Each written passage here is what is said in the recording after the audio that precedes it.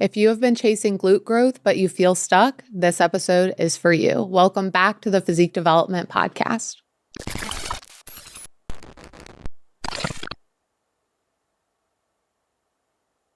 In our recent glute growth webinar, we broke down the science of building glutes and strategy on exactly how to do that. Hundreds of you guys tuned in and we had an absolute blast. And the good news is if you did miss it, there is a replay available. So make sure you check the show notes or the description box to see exactly how to get it straight to your inbox. One of my favorite parts of the webinar was honestly just engaging with you guys. And there were some questions that were incredible questions, and we wanted to make sure that we got to answer every single one of them. So that's exactly what we're going to do in today's episode. And one of the most common questions being exactly how many sets and reps do you need to grow your glutes? So let's go ahead and dig in. I started off with typing this into Google. I wanted to see what Google fed me with this question. Obviously, I have a very strong answer for this question, but I wanted to see what it gave me. Do you have a guess on what Google AI provided me? Probably something along of 3 sets of 10 to 12. It's pretty close. All it said was 3 sets of 8 to 12 and performing movements like hip thrust and deadlift and back squat. Not any specifics of how many sets to perform of those exercises, just 3 sets of 10 to 12 and those exercises. So it's pretty vague. The next link that was under this AI overview was a video of Brett Contreras and Jeremy Ether, I think that's how you say his last name, going over how many sets he recommends. Now, I've said this in previous podcast, but do you have a guess on what Brett Contreras recommends? 36 sets. Correct. 36 sets or potentially just 3 from AI overview. So we've got a really wide range of, if just typing it into Google, of what you're getting.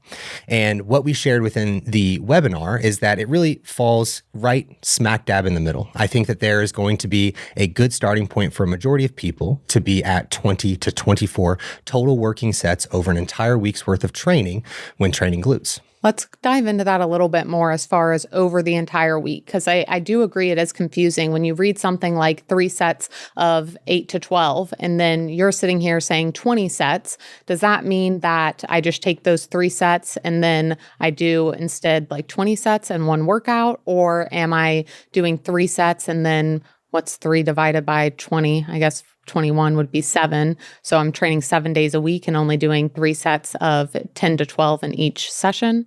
You asking the question confused me. So I'm going to go ahead and make this a little bit easier for everybody. With training glutes, it's likely to be the best option to split it into 2 sessions.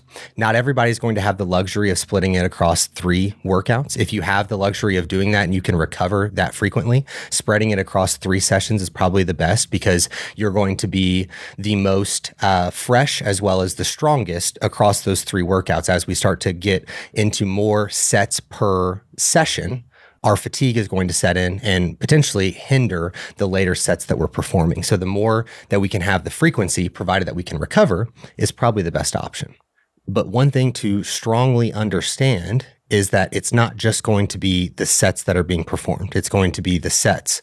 It's the repetitions themselves, the intensity that they're being performed, and also the exercise execution that we are performing within those sets. They're all going to work as a strong harmony. And if any of them are deprioritized or not taken seriously, the results are going to show that. So you can't just give me a magic answer of I should do a certain exercise for a certain amount of sets and reps, and then that's going to get me to grow glutes? Well, I think in this episode, as well as the webinar, when you watch the replay, you're going to have a pretty strong understanding of where to start if you're feeling very lost within your glute growth journey. So with those 20 to 24 sets, then what does the rep range really look like then? So going back to those videos we talked about from Brett Contreras and the Google AI overview, with Brett, what they were recommending was 5 to 20 repetitions, which is a pretty broad range. And I think that the rep range is going to be relative to the person if we want to get super into the nitty gritty, and I'll explain that here in just a moment. But what I'll recommend is that you're utilizing a rep range of 6 to 15 repetitions. And what's far more important than the specific specific reps that are being performed is going to be the intensity in which it is being performed. Because what we know from research is that we have to be a minimum of 3 reps shy of failure. When you stand up from performing that set of hip thrust or from that RDL, you know for a fact the only amount of repetitions you could perform past what you did is 3. And so the intensity in which you are performing those reps is far more important. How do I necessarily gauge of like, hey, I could have done 3 more there? You have an understanding of what failure truly feels like. You have to be able to push yourself to that point in specific exercises to better your understanding. And that's only going to come from experience.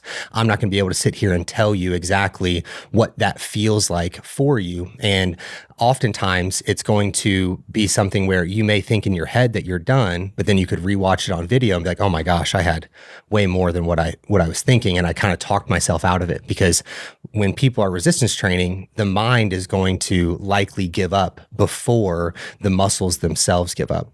And so if you are going into a set of like, oh my gosh, I'm really scared, I don't know if I'm going to be able to do this, you're probably not going to be able to do it. You have to go in with a little bit of false belief or inflated belief in yourself to be able to push your strength and really see what you're capable of when getting into the gym, which I think is huge when we're talking about the confidence being built from resistance training. Yeah, I couldn't agree more, especially because I know that there's times where I'm training and something just feels challenging and hard. And there have been times where I'm like, oh, that was probably like a 7 or 8 RPE. But then when I really actually go after it, I'm like, oh, I could actually do a lot more reps with that. It was just challenging. And I think that's the difference of, it's not just when something starts to feel hard, it's when it's like, I can no longer actually perform another rep. Right. And it also is going to come into a play of where is our cardiovascular health? Because we talk about the repetitions being from 6 to 15.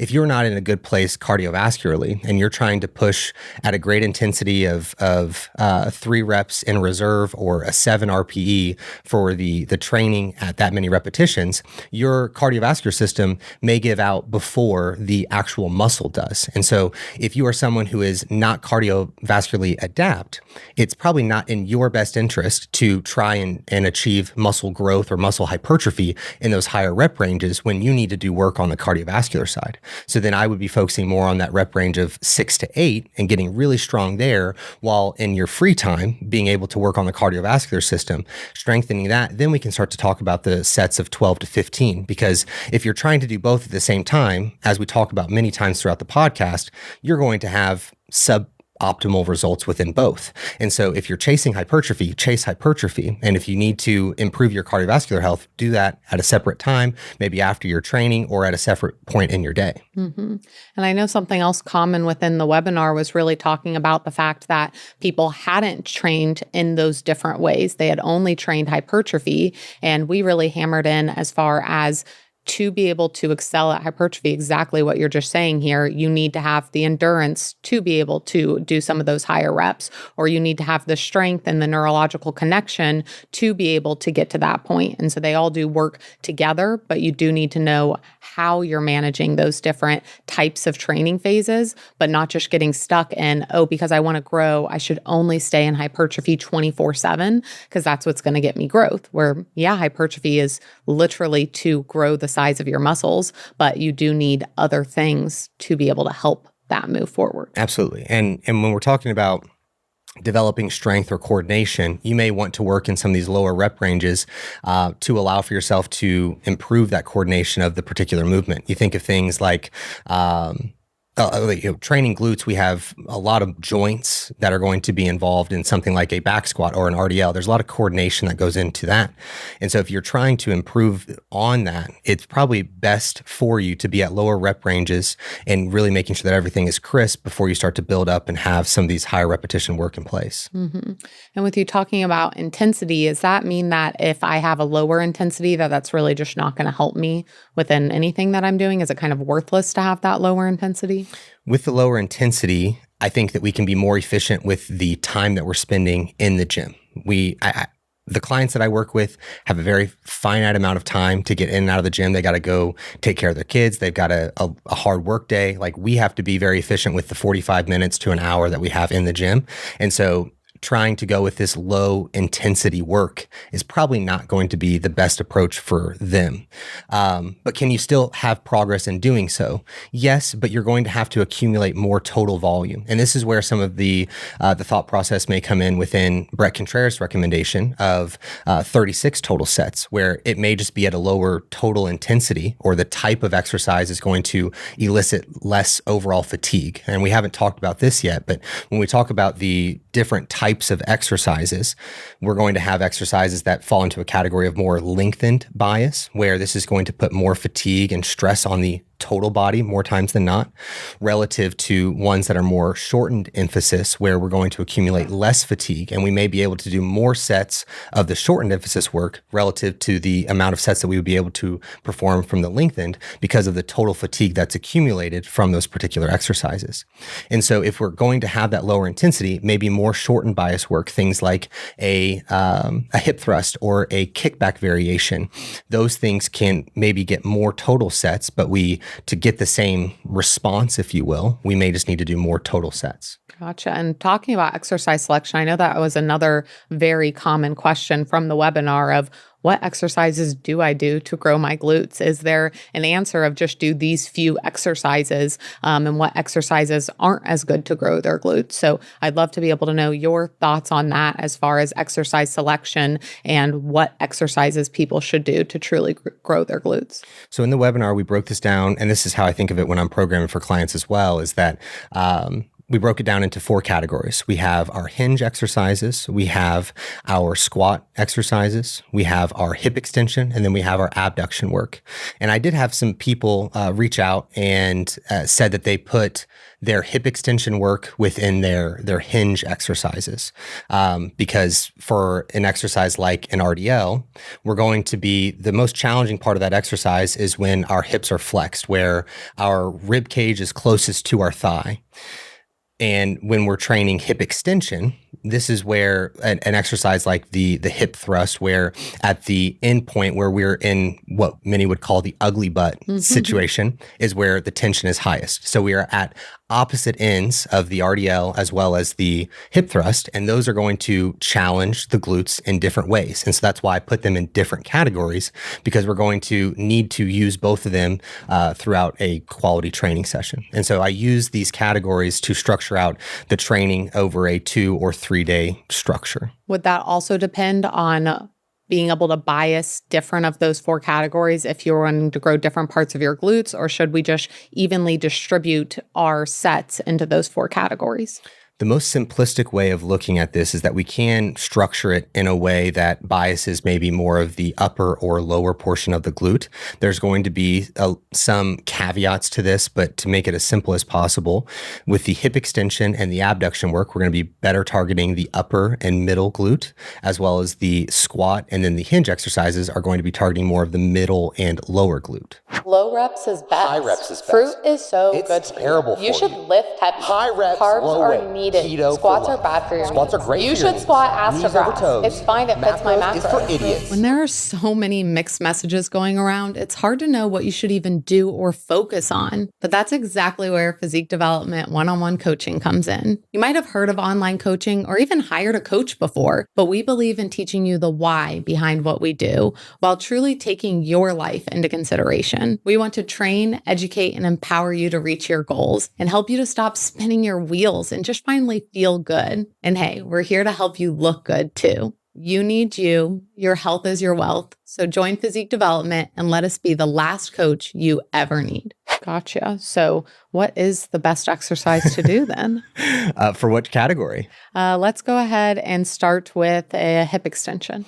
So with hip extension, you have the glute bridge, you have the cast glute bridge, or you have the barbell hip thrust. And the main difference between those is that the cast glute bridge is going to be emphasizing the end range or the top of the hip thrust and staying in that smaller range of motion, whereas the hip thrust is going to greater incorporate some of the erectors as well as the quads and utilizing a little bit of momentum out of the bottom to where you're going to be able to likely use more load in comparison between the 2 exercises.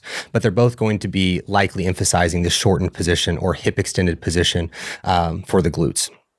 We also have the glute max kickback, and we have the 45-degree hip extension. Any others come to mind for you? Those are the ones all at the top of my mind. I feel like there was one more that I had. No, I don't. I guess it was just the 45-degree hip extension. Which of those would be your favorite? My favorite or the best one to do? I would say my favorite in performing would probably be the glute max kickback or the 45-degree hip extension. I mean, I'm a known hater of the hip thrust. Like I don't like doing it, but I do it because I want nice glutes. Yeah. So even though I'm a hater, it doesn't mean that I'm saying like, oh, you shouldn't do it. It's just I don't like doing it. But sometimes you got to do things you don't like to get what you actually want. So you're saying best is hip thrust. Most enjoyable for you is I don't know if I'd say kickback. that. It's hard to say best because they all play a role. Yeah. But I do like, even though it's more tedious as far as doing one leg at a time and that adding to the time, I prefer doing the glute max kickback. Okay. I probably say the 45-degree hip extension is my favorite. I like the easy setup, easy to go. Easy setup, just load it up and ready to rock and roll. Yes. Push yourself. Yeah, I'm with that. What about abduction then? Abduction is pretty thin in terms of options, at least from my perspective and what I think is going to be the most effective with the time that clients have available to them. So the glute med cable kickback where we're sweeping the leg and abducting more, that is one of my favorites. I think a lean back variation of the abduction machine is also a winner. We could also do a cable abduction work. Those are great. And then also using the multi-hip machine if clients have that available, but very few do nowadays. So I know. I kind of wish we had that. Trust me, if we had space, that's the one thing that would go in between that and a pendulum. I was like, you've said that for a few different Whatever. pieces. I've got a lot on the list. We'll just have to get more space. Exactly. More space and I'll be able to really build this out. Yeah, I've actually really enjoyed doing the cable abduction where I think that people are like, if I don't have the machine, I can't do it. But it's pretty simple setup to do it on the cable and I really enjoy it. One of the things I see on social media often is that if they're just doing the cable abduction work, a lot of people categorize this as just glute min.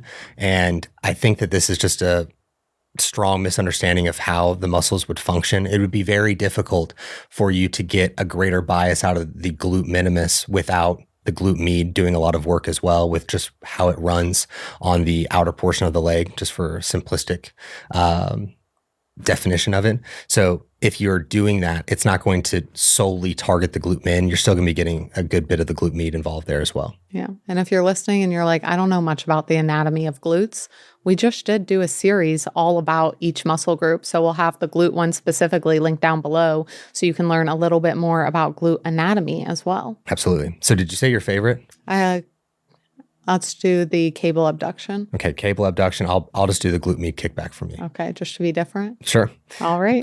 What's on the docket for hinges? A bent knee RDL. That's a good one. B stance RDL. A lot of RDL variations are going to be in there. Something like a good morning can be in there.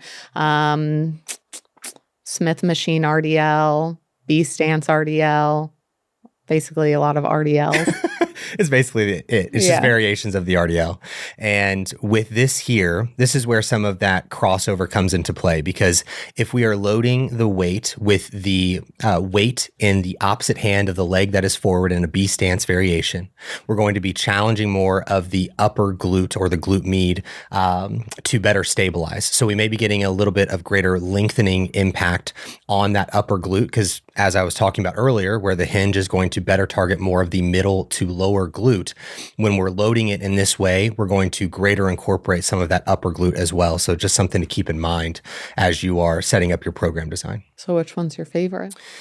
I am a huge fan of the B stance RDLs right now, different variations of that. Right now, I am obsessed with this front foot elevated landmine setup that I've been playing around with in this current training block that I'm in. I feel like my strength is in a good place for it. I feel very challenged with it. I like that movement. I also like a back foot elevated supported B stance RDL. That is with the weight in the opposite hand of the leg that is forward, with the back leg being elevated with your same hand of the leg that is forward on a bench. little extra, but I like the setup a lot. And in terms of being able to target and create a lot of stability for the glutes, I think it's fantastic. I would say probably just either the bent knee RDL or the Smith machine. I've been working actually because I have always struggled with feeling like I can push my hips back. And truly it just being my hips going back because I do have a longer torso and longer femurs. So I thought that had to do with it. But within going to James, he really talked about how my pelvis is wanting to like be squeezed together. So we've been working on being able to get some more space in my pelvis, and it's felt a lot better being able to push into that RDL. Amazing. Feeling like you're getting more out of it? Yeah, for sure. It just feels like I can truly just focus on pushing my hips back. That's awesome. Okay, so the bent knee RDL is your fave. Yeah. Okay. Squat variations. What's on the docket there? Different lunges. Lots of lunge fit variations into the squats. Yeah, barbell back squat obviously can work. There's going to be systemic impact, as we talked about within the fatigue earlier. Yeah. That can be challenging. Some people can recover from it a little bit better than others. So the back squat can work for some individuals. The drop lunge, like a front foot elevated step back reverse lunge. The big thing here, and when we're talking about the squat variations, is ensuring that we're able to hinge at the hip and create a little bit more bias towards the glute and not being so upright with our upper body when going through the lunge variations or the squat or whatever the case may be. Or leg press. The leg press is a great one as well. well. Do a step up there as well. A step up would be great. This one's tough to pick a favorite because these are all these exercises I love a lot. Yeah, because you're kind of like sadistic about that stuff. What's your favorite of these? A leg press for sure. By a long shot? Stabilization. I'm not having to set something up. I don't have to do one leg at a time. Like I am a comfort girl through and through. A comfort girly, huh? Yeah. I am all about comfort within what I'm wearing, within how easy it is to set things. Like maybe I'm just a lazy girl. Who knows? But I hate setting things up. And I don't like when I have to. I will do it. Again, I will do single leg stuff, but I prefer if I can do something with both legs. Yeah. Like I would hate a session that was all unilateral work. Yes. That would just feel like, we really got to do this right now. We are so different in this. I know we are. I prefer everything to be I know you single do. leg or You're the one single who arm. programs for me. I know that you prefer that. Because they're better. Because it's easier to set up and bias and get the answer that we want out of it. It's easier to set up. I think, yeah, to set up in terms of program design to make sure that we're having everything be balanced. Okay, not like physically set up. No, not physically. No. Okay. More time consuming on that side. Yeah. So leg press is your favorite. I love step up so much with every piece of my heart. Can't relate. I love them to my core. I wish I could do them every day. Oh, cannot relate. The glute tension I find with step ups, cable, dumbbell, supported, I mean, top tier. It is my S tier exercise for myself. Your body structure works extremely well for that. I look like when I'm doing demos of that, I'm like, this is perfect. Yeah. When I do it, I look like has this girl ever stepped in the gym before? That is not true. So the drop lunge, the step up, the leg press, all great. Do you like, well, you already said that bilateral is your answer for everything. So your 4 exercises of those 4 categories, you had, what was your hip extension? A glute max kickback. Your abduction work. Cable abduction. Your hinge. Bent knee RDL. And then you had the leg press for the squat.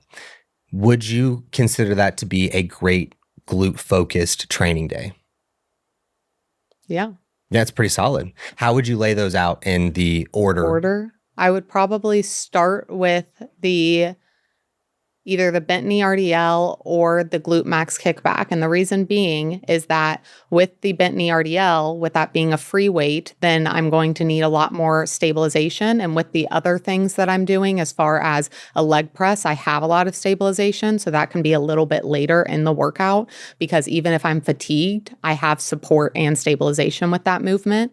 And so it would be deciding between the bent knee RDL and the glute max kickback, because if I fatigue myself too much with the RDL and then try to go to a single leg and try to support that, I might not be as successful. So I think I would start with the glute max kickback, then be able to do the bent knee RDL, and then do the leg press, and then the cable abduction. Because the cable abduction, I can also, that's something where I'm not trying to necessarily go to failure, and I'm also not lifting as heavy as load as anything else. And so while I do need to be considerate of what my form is, because I'm going to be pretty fatigued at that point, it can be later in the session with all of those things considered. I like it.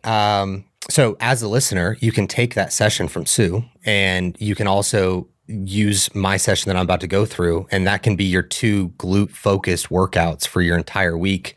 And you're going to have a lot of success with that. Now, if you're going from a place of like training at kind of intensity and kind of tracking your workouts, and then you start to do this, it's going to suck. Like you're going to be very, very sore. So there's going to be maybe some progression there. I would say, 2 to 3 sets of those exercises, and pushing yourself to a place of having maybe 3 reps left in the tank for all of the sets that you're performing, or 2, and that being a good place. And then just pushing your logbook throughout that, being a great starting point for you to take forward and growing your glutes this winter. If I was to structure out for my 4 exercises, so I had the 45-degree hip extension, I had the glute med cable kickback, I had the landmined front foot elevated RDL, and then I had the step up. So if I'm building out a session, I feel like there needs to be an exercise with a little bit more output and load movement in general. So I would maybe substitute the landmine RDL with a bent knee barbell or dumbbell RDL to push the overall output more there. And then maybe starting with the glute med kickback, then moving into the RDL, and then moving into the step up, and then finishing off with the 45-degree hip extension. The glute med kickback and the 45-degree hip extension can swap. I like doing a little bit of accessory exercises prior to getting into more of the compound-based movements. I think it's just a good additional, I don't want to call it warm up because you're still training hard within the movement, but I like it just being kind of a ramp up period. Yeah, a little bit of a ramp up period into the compound exercises or the higher intensity work within the training session. I feel like I just am in a better headspace when I do that relative to having my dynamic warm up and then jumping directly into my hardest movement. I like that. So that's how I run my sessions personally. Are you sick and tired of your glutes not growing? Turning around in the mirror and seeing a board for a booty? I've been coaching for nearly a decade, helping thousands of women reach their goals. The most common goal? Grow my glutes. Women in their 30s, 40s, 50s, and even 60s able to grow their glutes with the guidance of my training programs. And for all this time, I've kept my best glute growth secrets only for my one-on-one clients. And that changes today. We just released our 12-week glute growth program in the PD training app. It is a 4-day program with exercise and volume adjustments every 3 weeks. You can easily access the program through our app and track every single workout. Each exercise will have a detailed video teaching you exactly how to perform each and every movement. And guess what? I am no longer gatekeeping. I'm sharing every single one of my best glute growth secrets inside this program because you are awesome and I want you to have this program. I'm going to give you $25 off, making it a fraction of what you spent at Starbucks this past month. Use code POD. The link to purchase will be in the description. Now let's get back to the show. So another question that we did have was about what it looks like to be able to gain glutes while you're either losing weight or maintaining your weight, and if that was possible and how we would go about that. So from the recent research, we're going to have the opportunity of gaining muscle when we're in a calorie deficit, which is great news. It's going to require greater strategy within the program design. So you've got to be much more specific and better tracking within the volume allocations, the intensity that you're training at, and then taking greater consideration of how you're fueling your body, your sleep, hormonal function, so on and so forth. Like everything that we have to prioritize from a biofeedback standpoint gets more and more important as we are taking away the most useful tool, being food, in our recovery to the training. And the more nutrients that we have available, the less that we have to emphasize some of those other biofeedback components. Those biofeedback components are always important, but they don't have the same severity impact that they would when we are limiting our calories. So we can see muscular growth. Is it going to be at the fastest pace that we could possibly achieve? No, but we can still see certainly muscle hypertrophy occur. But what you is got to be on point with everything. Yeah, it's not something where it's like I'm dieting and I'm kind of tracking my food, I'm kind of tracking my steps, I'm kind of tracking my sleep, and I'm going to also gain muscle.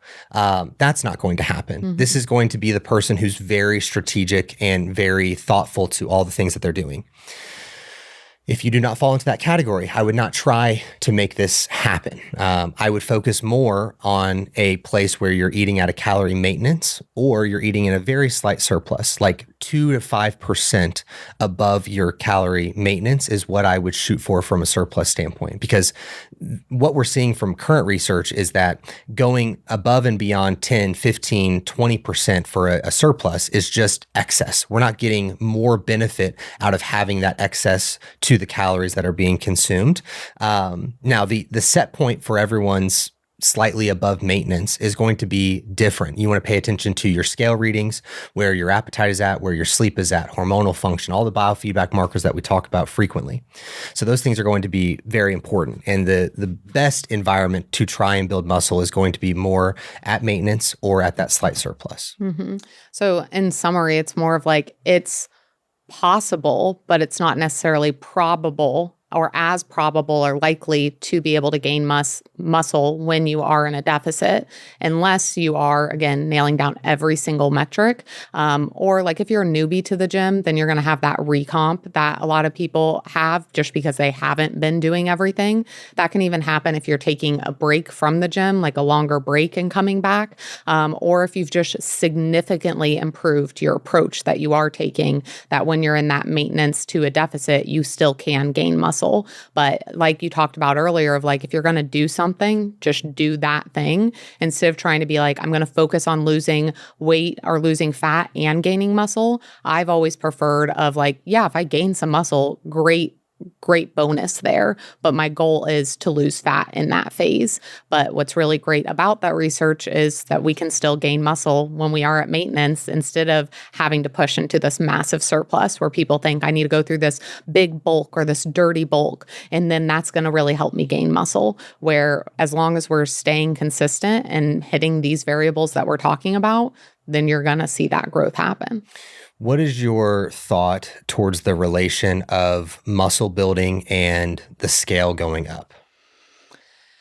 It's not one for one. Yeah. And it's not tit for tat, as some other people might say. It's something where the scale is important, but I never use it as the only tool. Like what I'm looking at is I'm looking at measurements, I'm looking at the scale weight, but I'm also looking at pictures and being able to pay attention to those. Of course, the biofeedback really matters in that. But as far as like being able to gauge, am I seeing muscle growth? The biofeedback isn't going to be the biggest thing for me as far as like, am I actually seeing the muscle grow? That's going to be really based on the measurements, the pictures, and then the scale in that as well to be able to take into consideration, are we seeing a change here? Because there have been times where I have been gaining weight, but I'm not gaining muscle. I'm gaining fat and maybe a little bit of muscle. But there have been other times, like when I went through the glute program that we put out, that I gained extremely minimal fat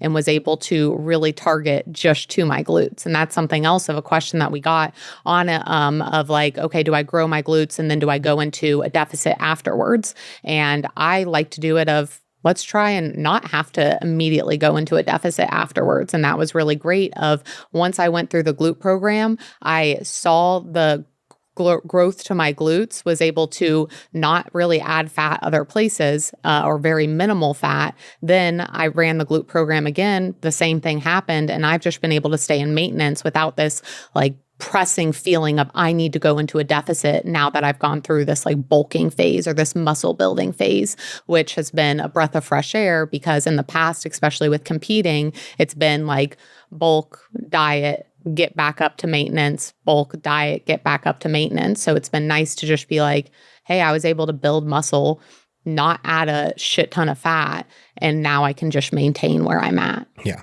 The main biofeedback marker that I would speak to of making sure that we're able to build muscle tissue is assessing soreness If it is just chronically, you're going from glute session to glute session and you're still feeling beat up from the last, it's probably some feedback that we need to make some adjustments, whether it be from a nutritional perspective or it be within the volume that you're performing, and go from there, because we want recovery, obviously. We want to be tracking the logbook very closely and seeing where strength progressions are going there. Photos and measurements are going to be big, but the biofeedback I would be paying the closest attention to is recovery and sleep mostly. And also where your irritability, your energy, those things are going to go into the equation as well. Yeah. And just to see muscle growth in general, you're going to need effective training, which we've already talked about, and being able to have that intensity. You're going to need to really optimize your recovery and then prioritize protein. Like those are going to be the main 3 things I would say across the board that you're going to need. And there's obviously subcategories that fit into that of like, if I'm talking about recovery, I'm also talking about sleep, and I'm talking about how you are taking care of yourself. So, but those 3 things would be like what you would need to truly see muscle growth, regardless of where you were, as far as deficit, maintenance, or surplus. You need to have those things in order. Absolutely. The last most common question that we had gotten from the webinar was speaking to the necessity of equipment and can you build glutes when training at home? What are your thoughts on building glutes at home? What equipment do you have? I mean, it is a tough question. If someone is to have 5-pound dumbbells and some bands at home, the likelihood of them building glutes is going to be pretty slim. I mean, if they're a brand new newbie and they've never lifted weights before, they're going to see some progress off the jump just from moving their body. But sustained growth is going to be a challenge. And so if you have dumbbells, let's say from 50 to 100, which I know is kind of a wide window, because it is going to be dependent on where the person's strength is at. If they're at a place where 50-pound dumbbells are very heavy to them, we can make a lot of progress. With lunges and dumbbell hip thrust and RDLs, we can get a lot done within those 3 movements. Is it going to be really exciting and fun? Not necessarily. It's going to be very redundant. Yeah. You're going to probably feel bored, but you're going to get results if you track and you're able to push yourself and increase repetitions and increase the amount of volume that you're performing and so on. You're going to see progress, but there is going to be a point where you're going to reach a ceiling, and you've got a much greater likelihood of hitting your ceiling when training with just dumbbells and bands at home relative to going and getting a membership at Planet Fitness for $20 and being able to, I don't even know if it's $20. I think it's like $1 to $10. Depends on when you get it. Depends on when you get it. I always see their promos that they're like $1, become a member. Don't be a member at Lifetime Fitness though. That's an expensive membership, and you don't really get everything you want out of it. You're going to be bored in the house and in the house bored. For sure. But that's the other thing of when we're talking about, can someone stay consistent when they're bored? Because a lot of people want more variety. And so if you do have very limited equipment, you are going to have limited exercise selection. And so you're going to be doing a lot of the same stuff. It can still be very effective, but you have to kind of tap into, hey, this might feel extremely redundant and tedious, but if that's what you want, then you can get it done. But you do need to be able to challenge the muscle. And also within something like bands and lighter weights, even if we can add aspects for someone to challenge the muscle, again, you're also saying, can you push yourself that far when you're at home and you don't have the most optimal equipment? So you need to take all those things into consideration of, can it happen? Yes, but will it happen is a different conversation as well. Yeah. And I know you said that was the last question, but there was one other one. I just want to touch on it quickly because it's something that comes up a lot. And it's, how do you know what weights to even start with? And I want to bring this up. Again, we don't have to spend a ton of time on it because I'm going to have a video link down below where I'm going through a whole glute workout and I'm talking about how I'm choosing the weight and what I'm doing within the RPE. And I've had a really great feedback that was very helpful to be able to see me go through it, talk through through it. And so that would be where I would say just to start at, because it is going to be trial and error. You are going to sometimes pick a weight that's too heavy and sometimes pick a weight that's too light. But the best way to be able to figure out what weight to choose is to track what freaking weights you're using.